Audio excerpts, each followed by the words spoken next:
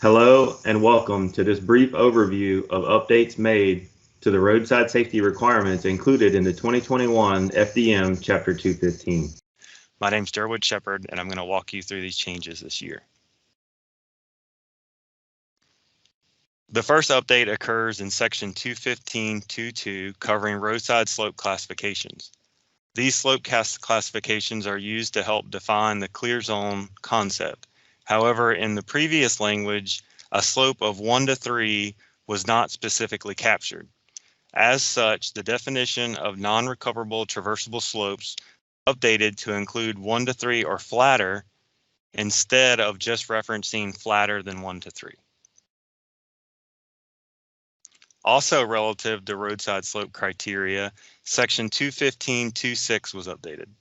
Slope and sodding guidance has now been added to FDM Chapters 210 and 211 under roadside slopes.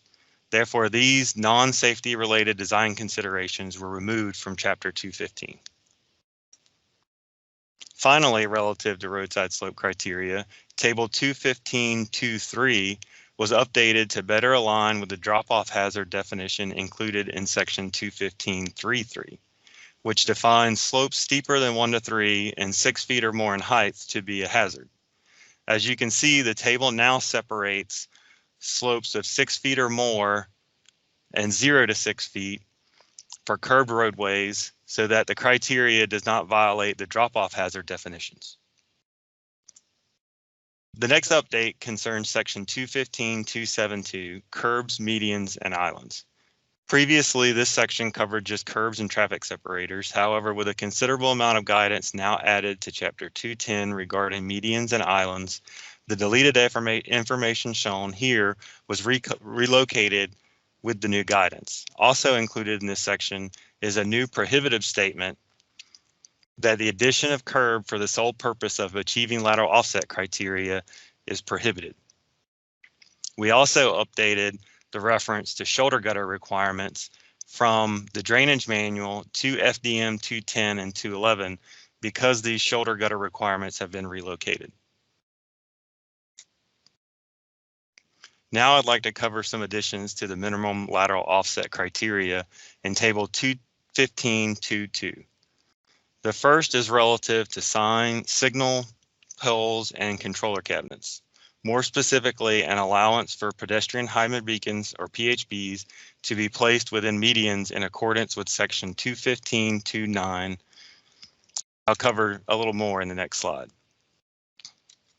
The second addition is under traffic control signs, where we are clarifying that overhead DMS structures are included in the overhead sign structure requirements for lateral offset.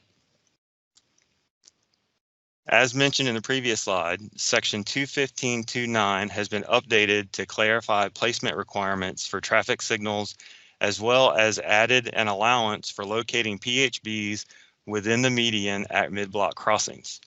This PHB median placement language was added because it is often not practical to place sign supports to the outside of the traveled way when adding a mid-block crossing on existing roadways.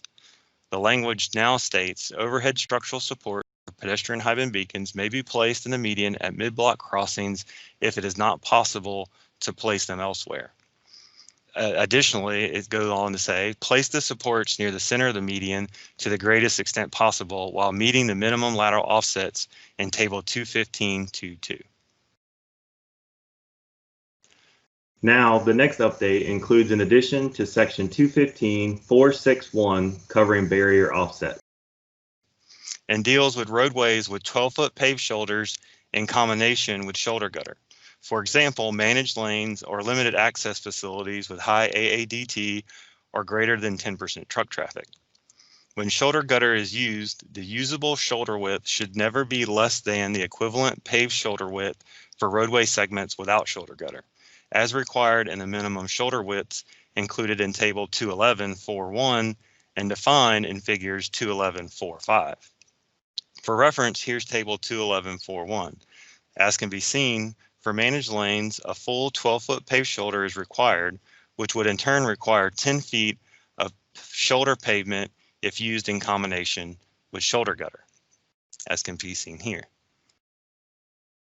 Additionally, as defined by Figure 211 4.5, when a paved shoulder width of 10 feet is used with shoulder gutter in accordance with the minimum shoulder width table, a nominal guardrail offset from the traveled way would be 14 feet. Therefore, language was added to the section to address 14-foot guardrail offsets for roadways with 12-foot paved shoulders and shoulder gutter. The next change occurs in section 215.466 for temporary barriers and was done to clarify the intent of the 10-foot lateral offset requirements for temporary barriers. This updated language now calls for consideration of a 10-foot lateral offset for both sides of the roadway when there are more than 3 lanes in one direction. Additionally, a reference was added to the emergency shoulder use requirements included within FDM 211. Lastly, and as highlighted here, the exemption of the 10-foot lateral offset requirement for bridges was clarified, as the exemption was only intended to cover existing bridges that did not have sufficient shoulder width to provide a 10-foot offset, not blanketly exempt all bridges.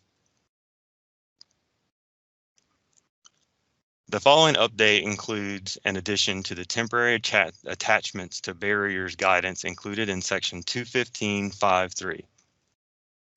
Under some temporary traffic control conditions, maintaining a minimum 2-foot offset from a temporary sign panel to the traveled-way may not be possible with a top-mounted sign support as currently covered by standard plans index 700.013.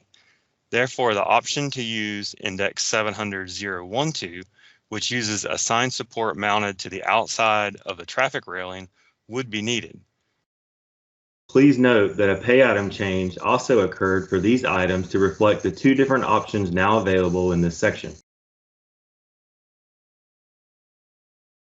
The final change in FDM 215 occurs to the surface finishes requirements of section 215.6.